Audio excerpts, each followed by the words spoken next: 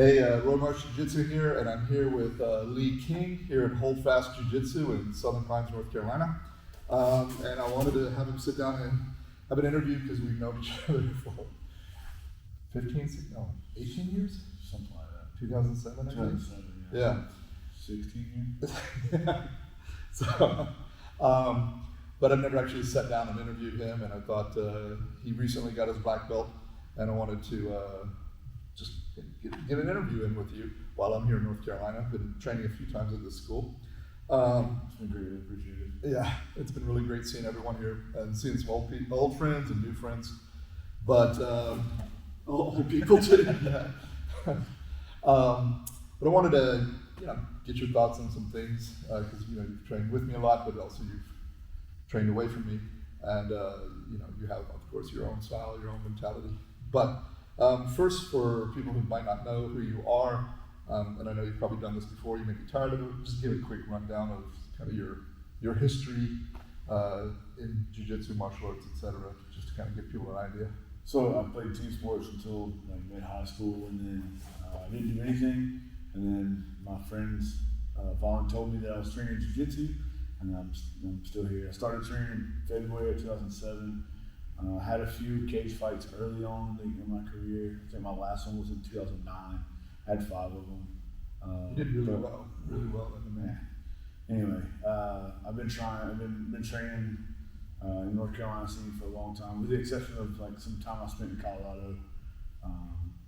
But the rest of the time has all been here. Again, like you said, recently got my black belt, so that was pretty cool. So I'm going to ask you a question I got asked right after I got my black belt on a podcast, which is, a lot of people when they're doing jiu-jitsu, right, there's some part of them that's like, the goal is the black belt, right? They'll say, oh, I'm training for the technique and I'm training for the knowledge, but there's always the goal of the black belt, right? But once you get your black belt, the goal is no longer the black belt. So the question I was asked is, what do you focus on now? Learning jiu-jitsu. Honestly, right now it's just been a collection of techniques up until this point. That's the way I feel about it anyway. And I want to be able to put them together as seamlessly as possible. Right. So again, like I said, I've trained with you a long time. I know some answer to this, but this is always a thing that fascinates me with training with different people. So everybody has their own style. The things they're good at, or the mentality they have when they're sparring, fighting, etc. What would you kind of describe as your style, if you could? If somebody said, explain your jiu-jitsu to me. I look at jiu-jitsu, I call it the dichotomy of jiu-jitsu. Mm-hmm. I ask myself one of 2 questions. It just really depends on where I'm at. It kind of goes back to the root of what jiu-jitsu was as it started. Maybe not so much from the sports scene now, but the whole self-defense aspect of what we do. Because to me, that's the most functional part of it. While the sports jiu-jitsu is fun, don't get me wrong. Right. It's just the other stuff. I ask myself one of 2 questions. If I'm on top, I ask myself, can I punch you in the face? Now, I'm not really going to do it, but can I? If the answer is yes, then cool, I stay where I'm at. Right. Or I move to a position where I can submit you. If the answer is no, I move to a position where the answer becomes yes. But if I'm on the bottom or if I'm in a bad position, I ask myself the other question is, can I get punched in the face? Right. And if the answer is yes, then I move, so the answer becomes no. And then if the answer is no, I move to a position where I have to ask myself the other question. That's just kind of all of what my jiu-jitsu is. That's a really great kind of approach, but nice and simple, but super functional. Yeah. So to back up a little bit, because again, we just kind of came in, sat down, so I'm doing this a little bit poorly, but hopefully it'll be okay. I actually wanted to talk a little bit. So, like I said, you started training back in 2007 with me. So I've known you for a long time.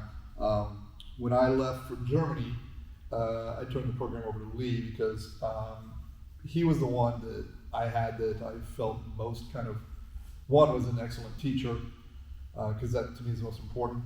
2, had the right mindset as far as how to teach and how to run a class, right? That's really important. There's a lot of, I heard an instructor say one time, there's a lot of good demonstrators out there, but there aren't that many good teachers. right? A guy who can just show a move and go, okay, guys, go practice. Right. But you can go on YouTube for that, right? Yeah. You need somebody who can run a good class and run a good, as well as be a good instructor as far as technique, detail, etc. What do you think makes a good teacher? Being able to break a technique down in many different ways, so that just because maybe I don't, or maybe if I'm teaching you something, you don't understand what I'm doing, or just by the verbiage I'm using. Mm-hmm. But I can explain it, if I can explain it to you in a different way, the exact same thing in a different way, and then you're like, oh, okay, now I understand. Somebody that can do that, can break down the details with different verbiage. They're telling you the exact same thing, they're just telling you in a different way so maybe you can understand, because not everybody understands the same cues. Right.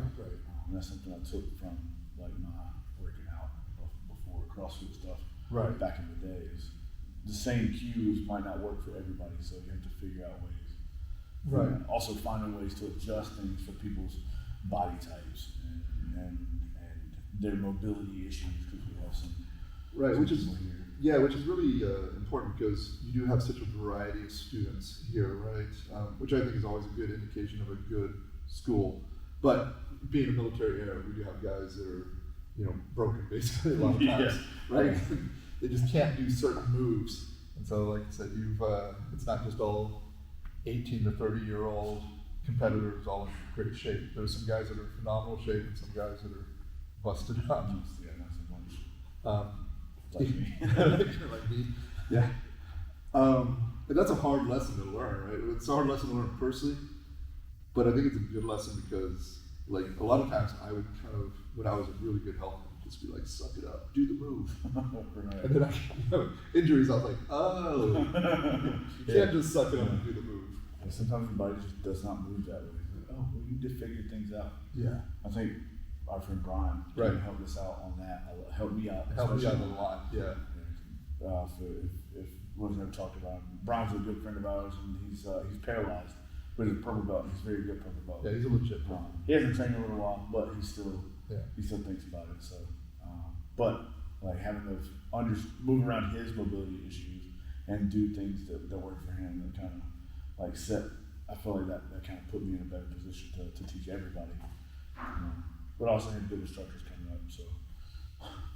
So then that kind of leads into a little bit of we sort of touched on it, but another question I have, which is something I think is extremely important. We've talked about while I've been here is the class atmosphere. What do you think makes a good class atmosphere? And of course, the counter, what do you think is a bad class atmosphere? And that could be the biggest thing in a school, right? I think it is the biggest thing in most schools. To me, a good class atmosphere is you're able to, you're professional enough to be okay, this is what we're doing, this is the way we're doing it. But also like have a little fun joking. I mean, maybe not like, we're not calling everybody out all the time. Right. We may call people out every now and then, Right. just in a respectful manner. Right, not malicious. Yeah, but being able to have a good time and being able to adjust things to what the class is, because sometimes I come in and there's one purple belt and 20 white belts. Right.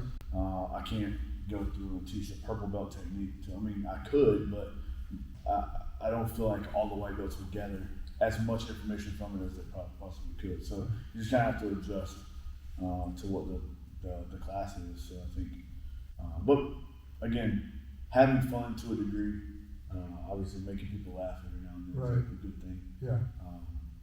But I don't know. No, I mean that's a really good answer. I think we both focus really heavily on that because we've had experiences with good places and bad places, or good instructors and bad instructors. One thing so unlike a lot of our black belts, you have a pretty broad experience with combative arts, meaning you've done MMA, you've done sport jiu-jitsu, you've worked out on Fort Bragg with the soldiers. That was a big part of your job. so you've got a much more holistic or expansive view of jiu-jitsu. How do you think doing all those different things has affected the way you teach or the way you approach jiu-jitsu? Because like I said, there's a lot of schools where it's just, you walk in and they're talking about points and this, and they kind of just have that one, they may be very good, but it's a very one slice of jiu-jitsu. Just what it's helped me do is we have a very broad spectrum of individuals that train here. Right. So like I can't focus on just competition because not everybody wants to compete. Right. Even at the higher levels, not everybody wants to compete. Some people are just too broken to compete, and they're just doing this just to learn something new. So the way all my experiences helped me approach it in a manner that like allows me to do some of the sport stuff and the self-defense stuff. I kind of combine it in a way that everybody kind of understands it and can get something useful for everyday life. Right. Because the average person that comes into the academy I don't necessarily think when they first start anyway, they're not looking to compete. Sometimes they end up competing just because it's fun. Yeah. And we get a whole team together. But every person that steps foot on the mats here has the possibility, God forbid, that they walk outside and something's going to happen to them. So like I try to approach it in a manner that allows them to be confident enough to be able to remove themselves from that situation with as little damage as possible, and not inflict this, just be able to make it home safe. Right. That's just the way I look at it in general. And do you think, because again, you worked on Bragg for quite a while, and we both work with soldiers a lot in our coming up. How do you approach teaching or training with those guys, whether it's in here or whether it was you were out on Bragg? Overall, it's more for them. It's more, hey, get to tools, keep yourself safe, get to tools, and be able to help your teammates get back to your families. That's the big thing. That's the big thing for them. It's just adjusting things to make it where they can get out of situations easier. Right. Maybe not easier. Simple and easier, two different things. Yes. Yeah. So simpler, make it simpler for them to be able to get out of, with this, and just be able to come home safe and keep their teammates safe. And I think that's something people don't understand. Like I always kind of laugh when I see these ads or something, and it's like, I'll teach you the secrets of special forces fighting, and it's all like one-on-one fighting. And it's like, no, it's all about getting to your tools, right? Yeah. And that's just never talked about. So, yeah. And again, that is, of course, this, but sometimes you incorporate that in your class. Like you were doing one the other night with hiding a knife on one of the guys, and during the roll, you can pull the knife, not a real knife, but, or is it? So, like we said, we've been doing jiu-jitsu now 16 years. What's kept you in it, right? Like that's the biggest thing, right? People go, oh, you don't have to be exceptional. I hate the whole like you got to be a lion. No, you just got to be dumb enough to keep coming in all the time and stick with it, right? I was determined to break through the wall. I was told there was a way through the wall. I mean, I didn't check the door to see if it was unlocked. I was just smashing my head to get through the door, right, or to get through the wall.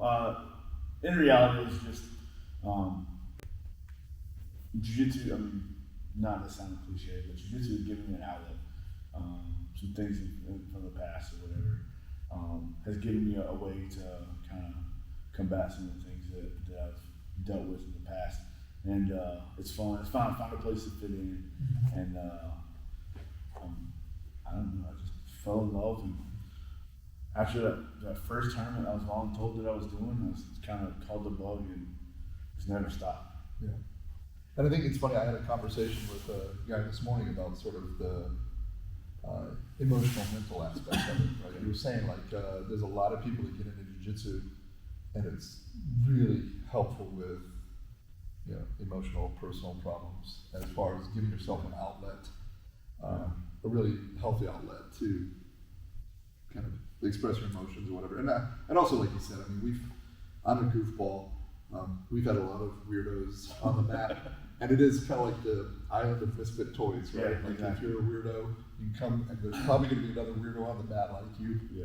and then you get to choke each other. Yeah, and it's. I learned a long time ago that it's real hard to focus on all the bad things you got going on in your head when somebody's trying to choke you. Exactly. Yeah, it's like you kind of focus on that. Yeah, like I think one thing people don't, because people are like, I don't know, I don't want to do this, but probably the biggest value and why people do it for 30, 40, 50 years is that the rest of your day when you're thinking about, man, the future, the past, I got to pay these bills, and I got my boyfriend, girlfriend's mad at me, and I got to do this, and I forgot to do this, and then Oh, you got taxes to do. yeah, but for an hour, you're in the moment, right? Like I said, you got one hand in my collar. I'm not thinking about taxes. I'm thinking about blocking that other arm. Unless if you are thinking about taxes, it's because you're like, and you wake up and everybody's like, what's wrong? You're like, I was thinking about taxes and rainbows, like Chris says. So, given that you've done it this long, and this is kind of a weird question, but what have been some of sort of your favorite memories over the 16 years? Oh, That's a tough question to ask. That's tough Because you're not a going. lot. Yeah, there's a lot. But are there any just kind of pop out? Obviously, they're not going to be your best, but just. One of the main ones that kind of pops to the forefront is, like, I've always lived with John G. And just went on out to California, just through a crazy, weird chain of events. I met John G. and we like all went out to lunch and had a good.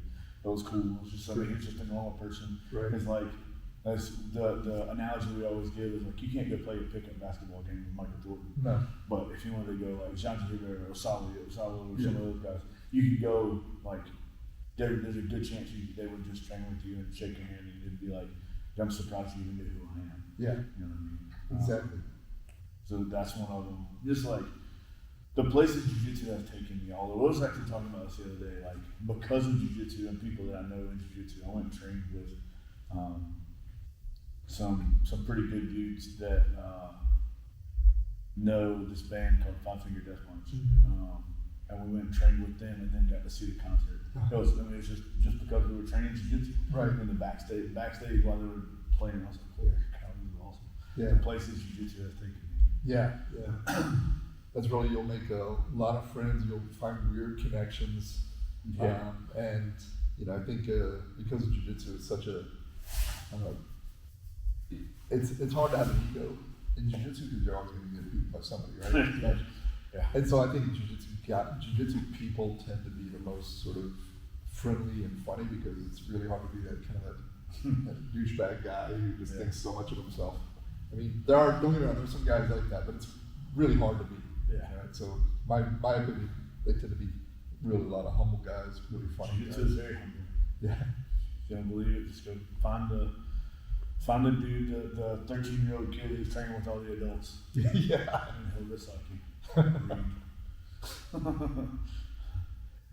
So I want to thank you for taking the time, sitting down with me. If you guys are ever in North Carolina, definitely come over here to Hold Fast Jiu-Jitsu. Find Lee King on Facebook, Instagram. Find Hold Fast Jiu-Jitsu on these. If you ever want to book him for seminars, I can't speak highly enough about his instruction. He's a great instructor. Follow him, check it out, and come visit. Super friendly academy, no egos. And again, thanks for everything you've done for me over the years. No, thank you for everything you've done for me. Thanks for years of instruction. It's been a blast. It's been a lot of jokes. A lot of jokes. All right, thanks guys.